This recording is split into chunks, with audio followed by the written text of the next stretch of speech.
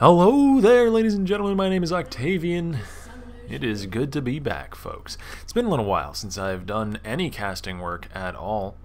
Some real-life stuff getting in the way of that, and potentially still getting in the way further on. But I had some spare time, and I figured I'd devote it to a cast because I love doing it, and I know that there are some people out there who do like to hear me talk about video games, inexplicably so, but they do exist, I promise. I'm not just making them up. My little goober and Gilius doing some dancing back and forth, and this is a high-level EU West solo queue game, as you may be able to tell by some of the names, such as Gilius, of World's fame, a sub for, I believe it was SK or Fnatic. I don't know why the name is escaping me right now, it really shouldn't be, but he subbed in at Worlds, and actually did quite well, much better than most people were expecting. And he's an interesting player, a good jungler. Promises an interesting game as well. Another thing that promises an interesting game for us today is the top lane Vayne that Coast Ridix is going to be bringing for us. Not of the North American team Coast, as may be evident by the server which we're on, but rather of Coast Gold, a little-known team that split off from the North American Coast team in Europe, and did a short run in the challenger scene that wasn't too terribly fruitful, but still had a few interesting players on it, one of whom, of course, was Ridix, their AD carry player, now up in the top lane this particular game, but still sticking to his AD carry roots and picking up the Vayne, bringing it up there.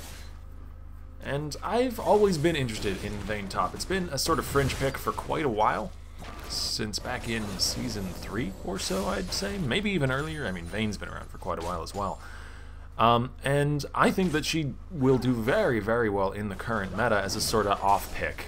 Ooh, Reckles coming in. Fnatic Yellowstar looking for the engage already. Has that early level 2 from doing the Krugs. Seteron going down very, very low, but Yellowstar doesn't go to half health himself. Ooh, below half health, actually. It's another boomerang flies over in both directions.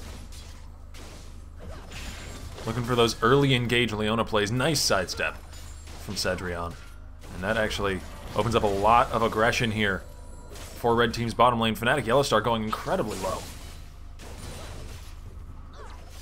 Does have some biscuits to be munching on, though. And he has no fear. Even this low on health, he's still positioning aggressively, getting in range for those Zenith Blades. And that's kind of what you gotta do as a Leona against a Janna matchup, especially a Janna Sivir, who can be so very oppressive if you let them. You gotta lay on the pressure and keep on going. Press until it hurts either them or you. In this case, Yellowstar fell behind a little bit. Mainly because of that missed Zenith Blade earlier on. That was a very nice sidestep from Cedrion. And it means that the lane is in a really disadvantageous position for Yellowstar and Reckles. It's pushed up just at the edge of the riverbank there. They're missing out on farm, and Cedrion has been able to at least get even in terms of CS, as Gilius is flashing forward onto Knight. Here comes Exorc as well, just trying to get near the wall to flash over it, but there's still a flash up for the Zed. And the red buff burn from Gilius will pick up first blood. Really aggressive early play on Rek'Sai. Gets the job done. Well timed, well placed gank. Realized the lane would be pushing up against the Zed in the Zed versus Orianna matchup, and took advantage of that fact. Managed to pick up the first blood for red team, as bot lane is still going a little bit rough for red here. There are a lot of different factors that led into this, but that missed Zenith Blade earlier on, I hate to harp on it, but that sidestep from Cedrion, back when the matchup was still rather even in terms of health, had Yellowstar landed that E, it could have really tilted it in favor of Reckles and himself, but that is the nature of a Leona matchup, especially against a lane with a Janna in it. If you lose out on that early gambit, it can take a long time to get back into the match unless the enemies make some sort of severe misstep, which at this level of play is not very likely. Still possible, however. There's the shield up. The Zenith Blade does come in. The Ignite is onto Cedrion. Little Goober's coming around the corner. He's going to be flashing forward along with Reckles, doing a bunch of damage to Sir Nukes a lot. He burns the heal just to try and stay alive. Can Little Goober match the distance? Reckles can't quite make it. Here comes Gilius. He's here for the counter gank. Reckles is going to go down to Cedrion. Yellowstar is running away with his tail between his legs as Goober goes down for the double kill. Cedrion picking up 2-0 in the most disastrous possible circumstance for blue team's bottom lane. already having lost the grip on this early game because of that slight misplay in the early 2v2. Now they are just in a hole as a CS lead of 10 or more slowly grows for this Sivir, and the 2 kills are going to make for an obnoxiously oppressive laning phase. They are really counting on some kind of mistake from Red Team to bring themselves back into this one. Either that or to draw it out to the late game and hope that the double AD carry composition can help them scale far enough into the future of this game that they can pull a victory from that. Or maybe some kind of good dragon fight. They do have a lot of solid AoE between the jungler and the mid laner. Orianna Sejuani is a scary proposition to go after near a dragon pit. But Red Team are no slouches themselves when it comes to a dragon fight. They do have the teleport in from a Lissandra, which is a lot scarier than the teleportless Riddicks in terms of map control. That is one of the disadvantages of going like a standard AD carry summoner spell set on Vayne top. Picking that heal rather than teleport denies your team a lot of global advantage. And ooh, here comes Gilius into a 1v2. The ult is available from Knight and he burns it. Brings down the Rek'Sai. Little Goober explodes, though, from the Death Mark. Exorc will pick up that one in a 1-for-1 trade. But the kill went over to Sejuani rather than Orianna for Blue Team, which means that the lead does somewhat get transferred to Zed. And against a Reckles who is already having issues, as we move into the mid-game, Exorc is going to have a very easy time getting an assassination down onto this Lucian. It's going to be difficult for him to catch back up. He's up against a brick wall here. And I guess that's where the best players are seen, because if you can come back from this sort of disadvantage, then truly, you deserve to win that game. It's a lot easier to win when you're ahead than it is when you're behind. True facts with Octavian. Oh, there's the farm alarm.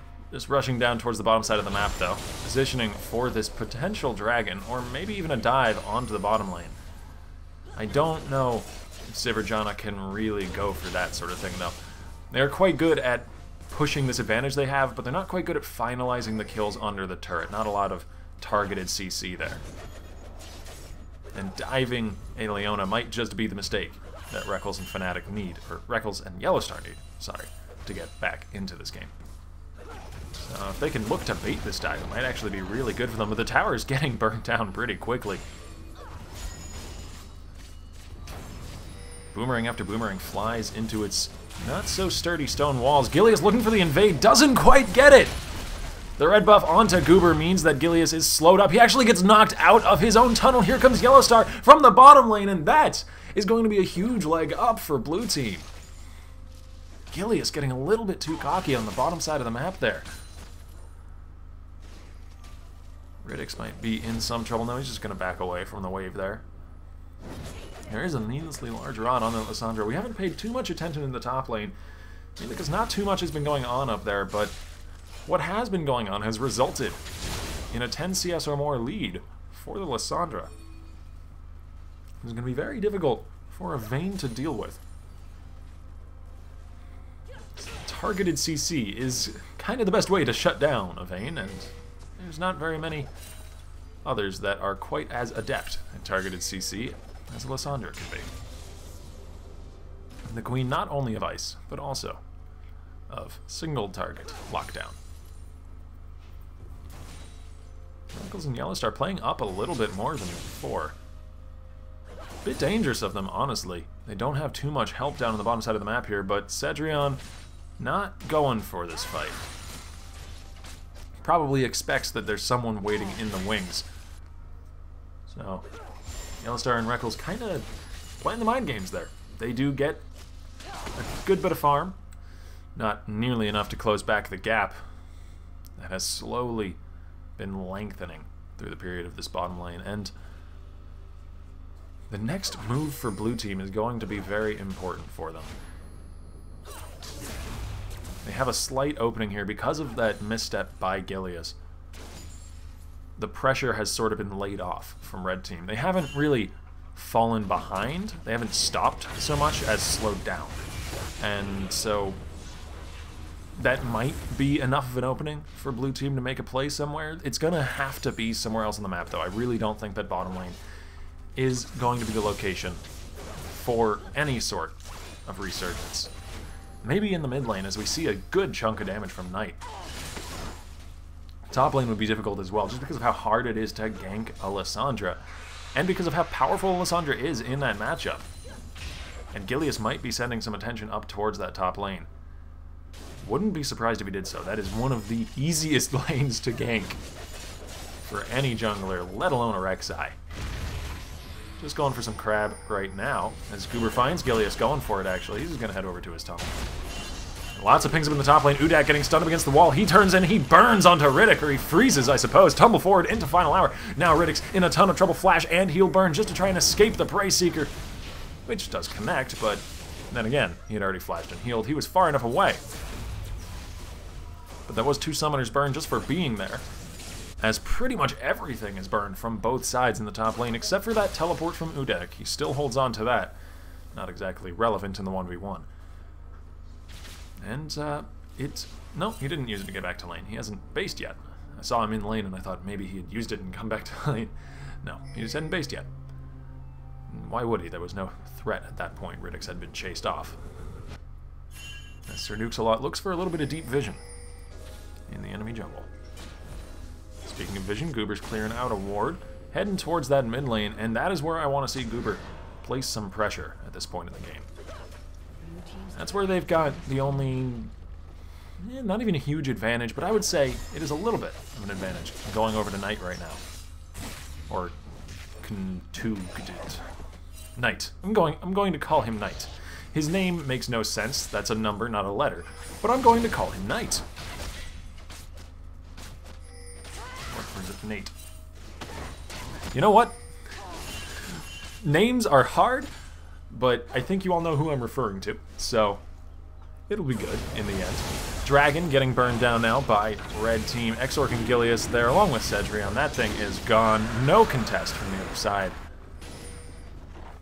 And the gold lead continues to grow, along with advantages in every other sector as well. That first dragon buff, not going to be too huge of an issue, but it will help along 6% along towards lengthening the lead. And getting a percentage buff when you're already ahead is just that much more impactful than if you were behind and getting it. As Gilius goes for a red buff, and I wouldn't be surprised to see him visit top lane. There's a summonerless Vayne up there. There's a Lissandra who has her ult back up once again.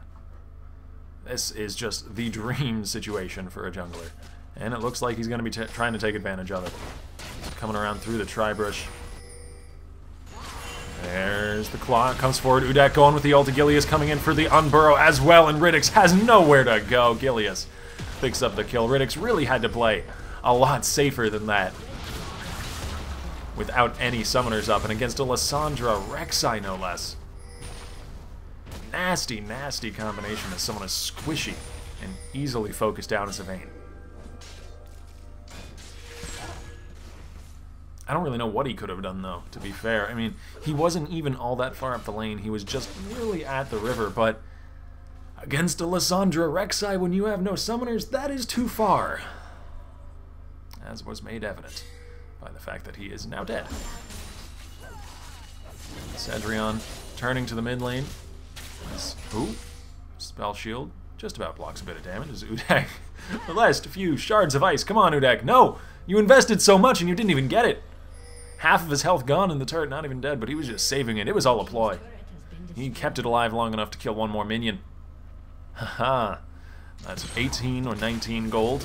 We'll prove the difference as we move forward in this match. No, I suppose it didn't hurt him any to take that small advantage. Knight gets the blue buff, and we swap over to the mid lane, where Cedrion and Sir Nukesalot have swapped over as well, and they are getting that pressure there. However, Cedrion gets hit by the shockwave. Gilius pulled in as well. There's the solar flare, but he's already tunneling away. It doesn't really matter. Beautiful! Beautiful Monsoon! Negating the engage. The ulti doesn't land a stun. That is some very nice Janna play from Sir Nukesalot. I don't have any other words for that. That was just a gorgeous Chana ulti. There's not too much more to say about that one. Good timing, good reflexes, good mechanics. Matchups, map movements, warding, all of that stuff is very important, but in the end, if you want to play at this level, you've also got to be able to press buttons really quickly at the right times. And Sir Nuke-a-Lot shows us that he does indeed have the capability to do that. At least he can press the R button very quickly at the right time. Exorc split pushing in the bottom lane, not surprising. Good strategy to pull on Zed anytime, and there's Knight getting flashed onto the ulti as well. He has nowhere left to go. Cedrion is on a killing spree. Gilius looking for a bit more map control for his team, and red team is starting to choke blue out at this point. It is nasty, the amount of pressure they're laying on. Yellowstar might be in some trouble, gets slowed by the Prey Seeker, but he is fairly tanky. He's a Leona. Not exactly an easy target to take down, even when a bit behind. And Exorc continues on with the split pushing, might be in some trouble though. Backs off a bit as an Ardent Blaze smashes into his face. And speaking of vision control, I think that bush has been swept 3 or 4 times now. Or swept, raptor buffed, it was just a pink ward the first time. So yeah, 3 wards died in that bush. It is the ward graveyard, and here is another one. Goober, no! Hasn't the massacre already been enough? More wards for the ward god. And more Krugs for the Krug god. Dragon in about 1 minute and 40 seconds. If things keep going as they have been, red team is on lock to get that one. Vision control. It's been a battle for blue team, or red team rather, is on lock to get that one, I believe. I said blue by accident. But it's been a battle just for control in their own jungle for blue team. They've lost buff after buff. Thankfully, that one time we did see Gilius go down, but that is one small misstep in a chain of correctly placed steps from Gilius. And Goober just hasn't been able to match the sort of pressure that we've seen this Rek'Sai put out. They're going to have to really rely on this double AD carry composition to pull them through into the late game. It's a difficult thing to do, though. They've got both a Lissandra and a Zed. They have tools to deal with 2 AD carries. Thankfully, they do have an Orianna and a Leona. That's a fairly difficult front line to break through. Or, I suppose, peeling line to break through. Orianna's not really a front liner. But in the end, it's all going to come down to whether the assassins and the single target CC and damage bots can do their job, whether Udak and Exorc can take down the AD carries. Or perhaps whether Exorc can just split push his way to victory for red team. He's been down in that bottom lane for quite a while now, and he's worn down that secondary tower. He's actually going to be diving underneath it onto Riddix. However, there are more people here than he bargained for. He's going to go down, and that's a kill for Coast Riddix. A little bit over-aggressive. Oh, perhaps it was his only option at that point. I don't know if he still would have made it out alive had he just fled for the hills. That's a question we will never know the answer to. As red team looks to go for some dragon control here, it looks like they're going to be able to get it. However, Yellowstar and Reckles are off to the side, and they're having a few teammates along the way. Gilius, beautiful positioning, gets over to the tunnel. Wonderful solar flare, though. Nuke-a-Lot is going down. The Monsoon might keep him alive. No, Reckles gets the kill. Now Udak in a 1v1 with Goober, and Goober is actually managing to win it. How is he doing this? This is an insane amount of damage from a Sejuani. Flashes away over the claw and gets the kill. Really confusingly high damage from a Sejuani. Goober knew the limits of his champion there. Limits that I didn't even know about. And the guy picks up a solo kill in top lane. Blue team might have a way back into this one, though they did just give up a second dragon, which is not good. And they are still 2 turrets behind. And they have no vision on the enemy side of the jungle. They are still simply fighting for vision control in their own area. But they've slowed the train down. They haven't derailed it, it's not off the tracks yet, but they have slowed the red team train. And now, perhaps, they can bring it to a halt and send it grinding back to the station from whence it came. This analogy has gone on for too long. Goober bringing his surprising damage to bear on the blue buff. I'm still really confused. Why did he win that fight? But, okay, I'll take it. He did manage to flash over the claw. So he avoided some burst damage at the very end there, when Udak looked like he might have been holding it in the palm of his claw. Now Riddick's going for the 1v1 onto Udak, who came in perhaps a little bit too aggressively. Goober is here as well, but it's 4 men from Red Team, and they are turning this one around. Riddick's is caught way off position. Gilius will get the kill. And Exorc is in bottom lane. This is not new, folks. This is what we've been seeing for a while. Deathmark to dodge out the Solar Flare. The teleport's coming to the bottom lane. Zenith Blade didn't connect in the culling. Just to chase Exorc away. He actually goes back to his ulti clone, but not perhaps his best idea so far. Reckles will pick up the kill onto the very low health Zed, who thought he had friends. Thought he had a teleporting Udak coming down, but the teleport had been cancelled. There's a little bit of miscommunication from Red Team, but it might result in this Baron, or it might result in a 3-man Shockwave, 2-man Shockwave. Udak and Cedrion get pulled next to the giant purple lizard, and that will be the secure, actually, from Cedrion. Purple Team picks that one up, but Goober is going to go for a double kill for his friendly Orianna. Triple kill for the friendly Orianna. 3, 4, really, for Baron, because Exorc went down in the bottom lane, too. Not worth it. Not worth it in the end. I can say that fairly definitively. And we just saw the Magi Soul Stealer pick up from Sir Nukes a lot. Actually, we saw that about 30 seconds ago, but I didn't notice. So, I just saw the Magi Soul Stealer pick up from Sir Nukes a lot. You might have seen it earlier. If so, good job. You've really got your eye on the builds. Speaking of builds, as a result of that pretty strangled laning phase, Sivir is up basically an item and a half, maybe just about a full item or so, on the Lucian.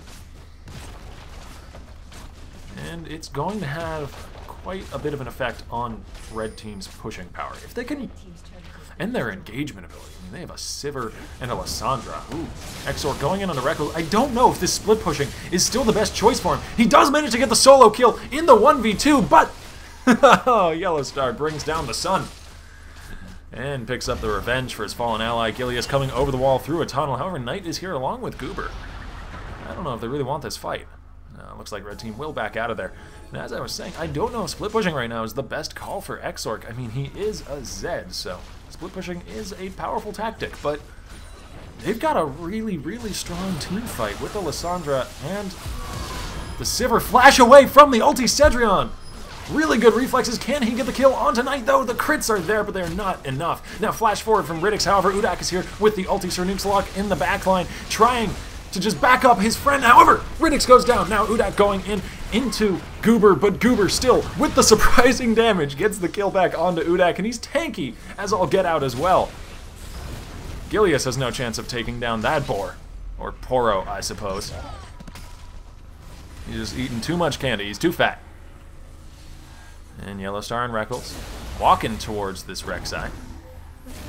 No spells were cast over, so it looks like he's going to be able to burrow his way out of there. She's going to be able to burrow her way out of there. Rek'Sai's a lady. Not very feminine, but is a lady. And Dragon is being pinged. A minute on that one. Crab is in favor of Red Team right now, which is actually a pretty powerful buff to have, but I think it's going to be down before the Dragon is. Yep. If you look over at the antennas there was a little timer, and it's more than halfway down. And the crab only lasts for 90 seconds in the first place, I think. I am 90% sure, but I'm probably wrong anyways. Oh, Exorc, don't face check into that. Whoa! Shadow swap, but he still might die. He does get hit by the Solar Flare. He's going to turn around. He's going to go in onto Reckles, but Reckles has so much protection. I don't see him getting this kill. He swaps away, though. He gets over the wall. Can Exorc survive? Flash over from Goober. The culling does not connect, and Goober doesn't make it. Looks like Exorc will be able to live to tell that tale. As Udak comes in from the side, Yellowstar the target of his ult. Perhaps not the best. He's tanky. Very tanky, and he doesn't go down, and that is the Lissandra ult burned. Without too many impactful things lost for Blue Team. I mean, yes, Yellowstar's low on health, but that doesn't matter too much. Gilius rushing towards the bottom half of the map. And Scoober's waiting in the bush. Prey Seeker will spot him out. Oh, but Gilius, you are cut off. You are in all the wrong places. There's the Zenith Blade to keep on going with the chase. He does get to one of his tunnels so he can make it over the wall. And it looks like that'll be the flash burned from Gilius here. Blue Trinket to scout out blue team as they go ahead and start off the Drake. Knight is looking for a nice ball placement. Gets some damage onto Exorc. Dragon down below 1.5k. There's the boomerang, but the secure from Goober. Here comes Udak into the fight, though. The Zonia's immediately, even as he gets exhausted. The Shockwave pulls in 3 members, beautifully placed by Knight. Is that enough for a turnaround? Riddick's getting exhausted as Exorc goes into the back line. He cleans up 1, he cleans up 2, he cleans up 3, and Riddick's all alone will not be able to tumble his way to safety this time. That is the ace for red team. And another kill for Cedrion, 5 and 2.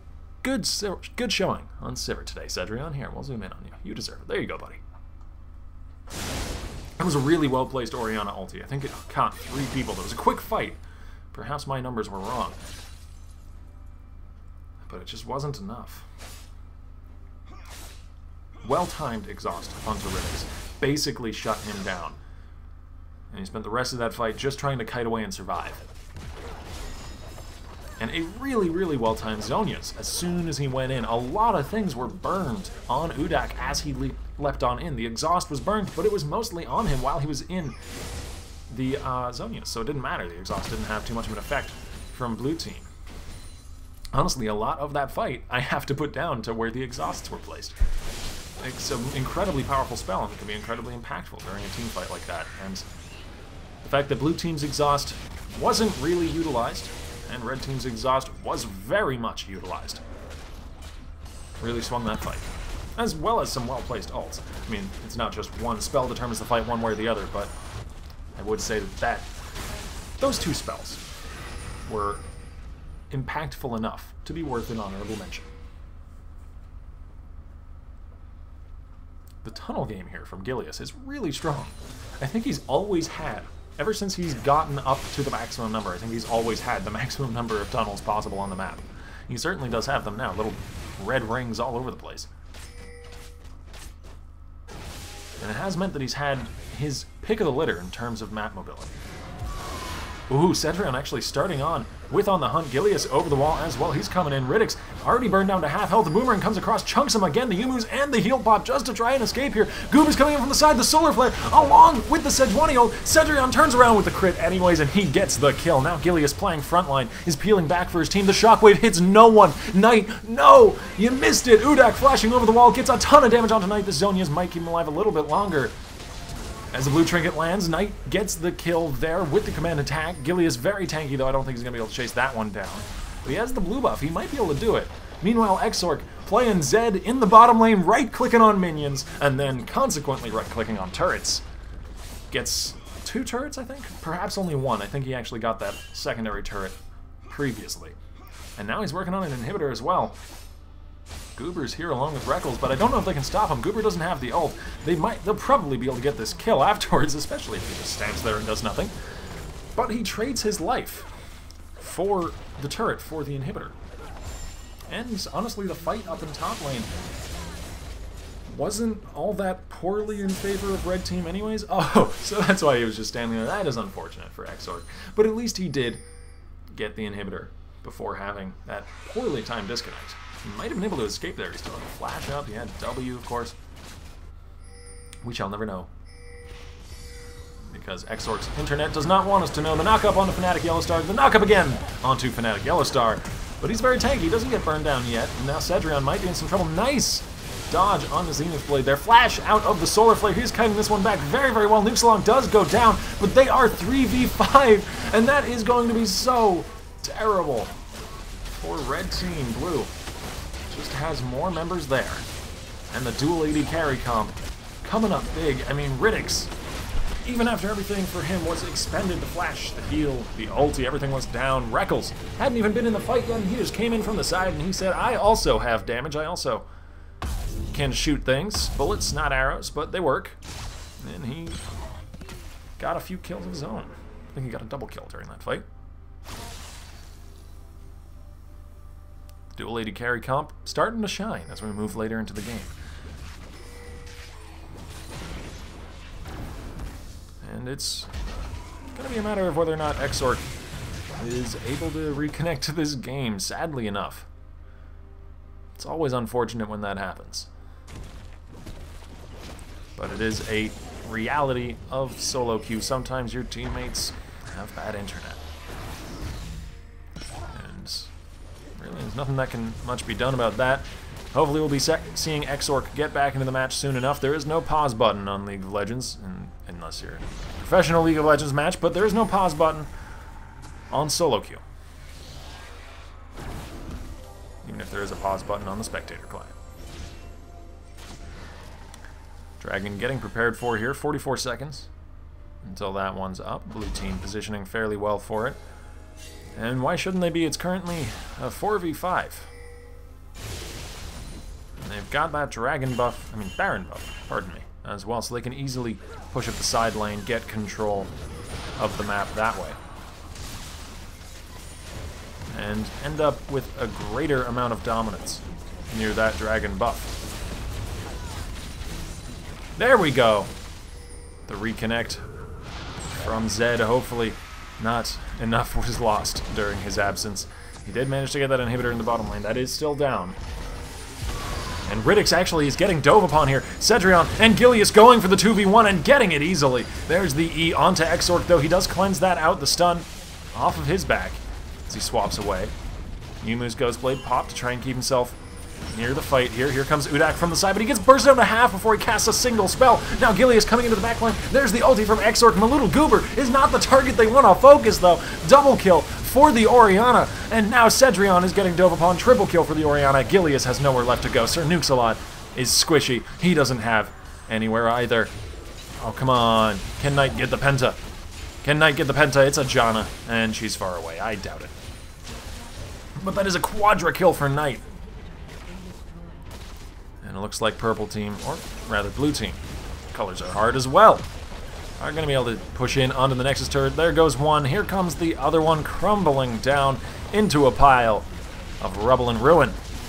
And the Nexus will fall right thereafter. Victory for blue team. And the end of a cast for me. Thank you guys for watching. My name is Octavian, and I'll be seeing you next time.